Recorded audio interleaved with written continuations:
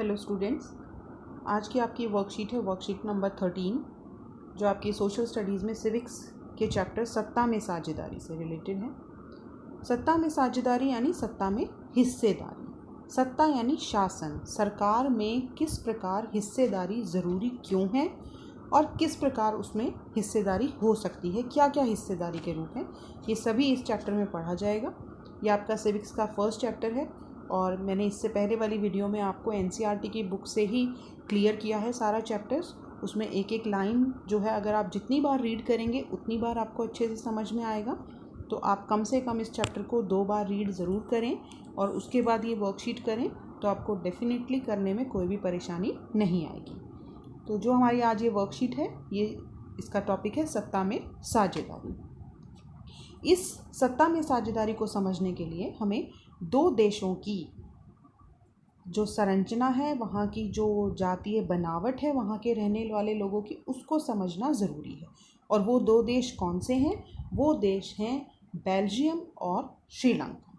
तो इन 2 देशों के उदाहरण से ही हम सत्ता में साझेदारी को समझेंगे और इन दोनों में जब आप अंतर आपको समझ में आ जाएगा, इन दोनों में किस प्रकार की जातीय बनावट थी और उनको अपनी समस्याओं को कैसे उन्होंने सुलझाया, तो आपको अपने आप ही इसका जवाब मिल जाएगा कि सत्ता में साझेदारी क्यों ज़रूरी है।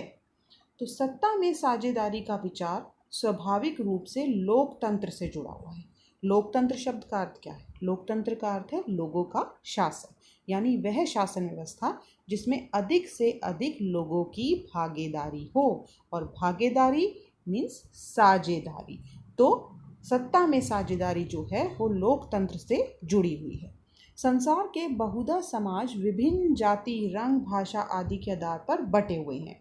इसीलिए इन सामाजिक समूहों को समान सम्मान प्रदान करना अति आवश्यक है। सत्ता में साझेदारी के परिणामों को जानने के लिए हम बेल्जियम के उदाहरण की सहायता लेंगे। बेल्जियम यूरोप का एक छोटा सा देश है और इसकी आबादी लगभग 1 करोड़ है। इस छोटे से देश की जातीय बनावट जो है वो बहुत ही जटिल है। यानी यहाँ पर 59% आबादी फ्लेमिश क्षेत्र में रहती है और डच भाषा बोलती है, और 40% आबादी वेलोनिया क्षेत्र में रहती है और फ्रेंच भाषा बोलने वाली। यानी ज़्यादा लोग, अधिक लोग जो हैं, जो बहुमत वाले लोग हैं, वो कौन सी भाषा बोलते हैं? डच। और जो अल्पमत वाले, अल्पमत यानी जो माइनॉरिटी में है, अल्पसंख्यक हैं, वो हैं फ्रेंच भाषा बोलने वाले। इसके विपरीत जो यहाँ की राजधानी है ब्रुसेल्स, ये आपको ध्यान रखना है कि बेल्जियम की राजधानी कौन सी है? ब्रुसेल्स है। ब्रुसेल्स में इससे उल्टा है, ब्रुसेल्स में उल्टा हो गया। ब्रुसेल्स में जो बहुमत वाली आबादी है वो है फ्रेंच लोगों की, जबकि अल्पमत वाली जो आबादी है वो है डच भाषा बोलने वाले लोगों की। यानी राजधानी ब्रुसेल्स में 80% आबादी फ्रेंच भाषी है और 20% डच भाषी है।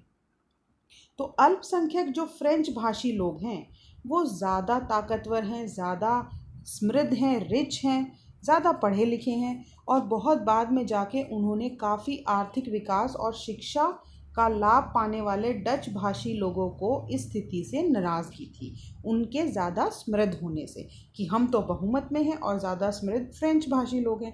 इसके चलते 1950 और 60 के दशक में फ्रेंच और डच बोलने वाले समूहों के बीच में तनाव बढ़ने लगा।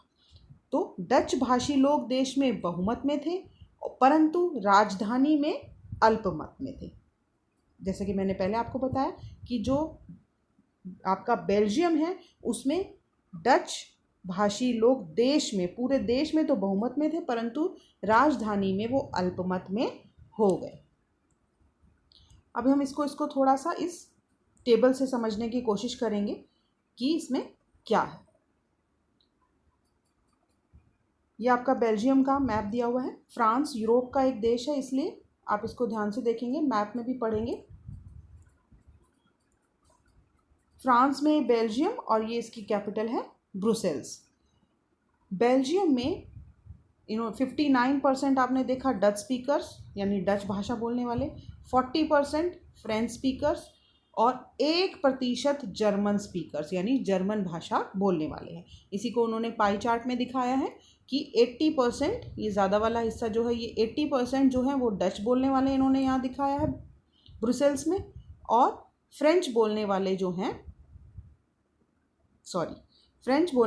हैं वो 80% हैं ब्लू में, और रेड वाले जो हैं वो डच बोलने वाले हैं। यानी देश में तो डच बोलने वाले बहुमत में हैं, परंतु यहाँ अल्पमत में हैं।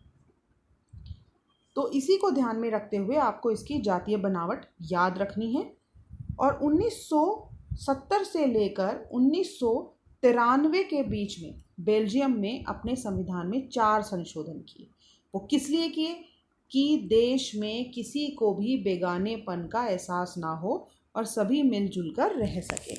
इसके विपरीत श्रीलंका में ऐसा हुआ था बेटा, अगर आपने चैप्टर पढ़ा हो और मेरी पहले वाली वीडियो देखी हो, कि श्रीलंका में 2 भाषी सिहिली भाषा बोलने वाले लोग बहुमत में हैं और तमिल भाषा बोलने वाले लोग अल्पमत में हैं। लेकिन धीरे धीरे वहाँ पर इस तरह की नीतियाँ बनाई गई। इसके लिए आप मेरी चैप्टर 1 की जो वीडियो है वो डिटेल में देखेंगे तो उसमें आपको पता चल जाएगा कि किस प्रकार जो है वो तमिल भाषी लोग जो हैं वो अपने ही देश में बेगानापन महसूस करने लगे।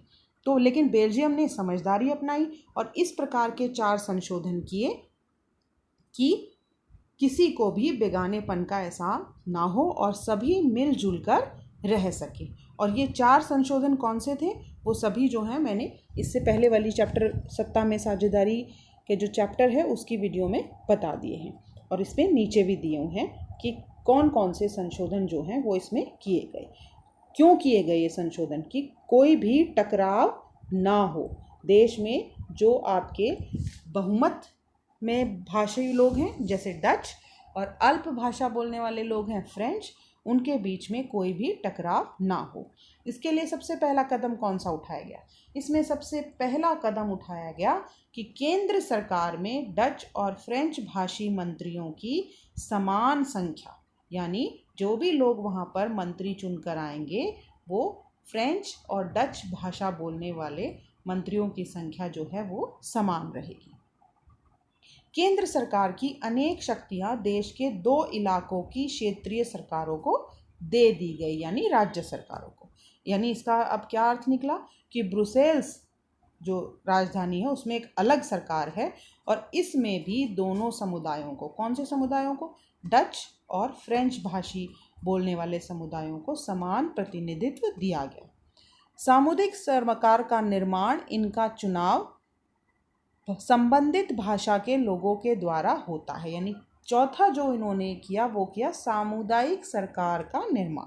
जैसे कि भारत में आपने पढ़ा संघवाद चैप्टर में कि राज्य सरकारों से भी शक्तियों का आगे विकेंद्रीकरण करते हुए स्थानीय स्तर की सरकारों जैसे ग्राम पंचायत और नगर निगम और नगर पालिकाओं को शक्ति का बंटवारा कर दिया गया, ताकि अधिक से अधिक लोगों की भागीदारी हो सके और स्थानीय लोग अपनी समस्याओं को आसानी से हल कर सके। इसी प्रकार बेल्जियम में जो स्थानीय स्तर की सरकार है उसे सामुदायिक सरकार का नाम दिया गया, और उसका चुनाव भाषा के आधार पर ही किया जाता था। और इस सरकार का काम क्या था? इस सरकार का काम था कि सांस्कृतिक, शैक्षिक और भाषा संबंधी शक्तियां थी, यानी इन सभी मसलों से संबंधित जो भी फैसले लेने का अधिकार है वो सामुदायिक सरकार के पास है।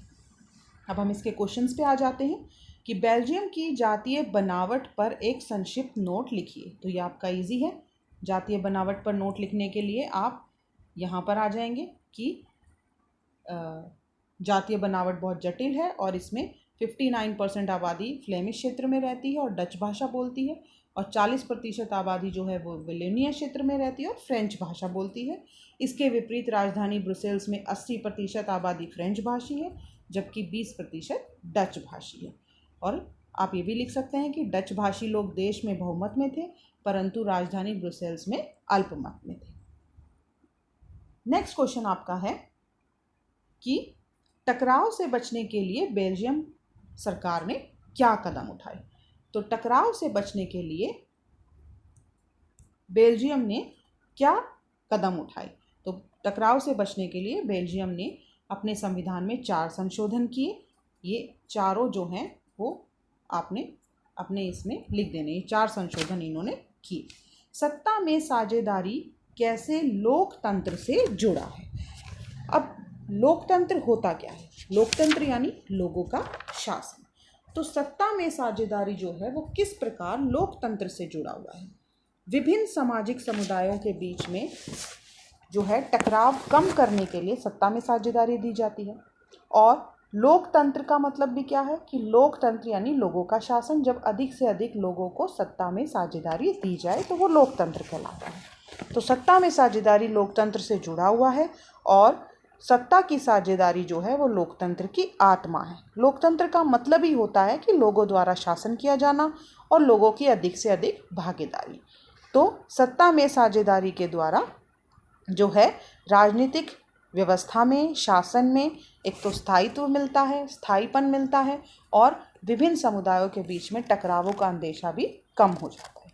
चौथा क्वेश्चन है, बेल्जियम की सरकार ने टकराव को रोकने के लिए जो कदम उठाए, क्या आप उनसे सहमत हैं? अपने उत्तर के समर्थन में तर्क दीजिए। हाँ, बेल्जियम ने जो भी टकराव से रोकने के लिए जो कदम उठाए हम उनसे सहमत हैं, क्योंकि बेल्जियम ने अपनी क्षेत्रीय, भाषाई और सांस्कृतिक विभिन्नताओं को स्वीकार किया और अपने देश में गृह युद्ध जैसी स्थिति पर अंकुश लगा दिया होने पे। क्योंकि अगर बहुत ही ज़्यादा टकराव होता है भाषा के आधार पर या क्षेत्र के आधार पर या जाति के आधार पर, तो जो बहुमत वाले लोग हैं, जो बहुसंख्यक लोग हैं, वो अल्पसंख्यक लोगों के अधिकारों का हनन करते हैं। लेकिन बेल्जियम में उन्होंने श्रीलंका जैसी स्थिति ना हो। श्रीलंका में यही हुआ कि सिहली भाषी लोग जो हैं उन्होंने तमिल भाषी लोगों को दबा दिया और उन पर जो है उनके अधिकारों को छीन लिया। तो ऐसी स्थिति से बचने के लिए जो बेल्जियम की सरकार ने कदम उठाए हैं वो बिल्कुल सही उठाए हैं, क्योंकि इसमें विभिन्न समुदाय और विभिन्न भाषाओं बोलने वाले लोगों की भावनाओं का आदर और सम्मान करते हुए देश को एकजुट रखा है। तो आप लोगों को वीडियो पसंद आई होगी और समझ भी आया होगा सारा। तो आप इस वीडियो को अपने फ्रेंड्स के साथ शेयर करिए बेटा।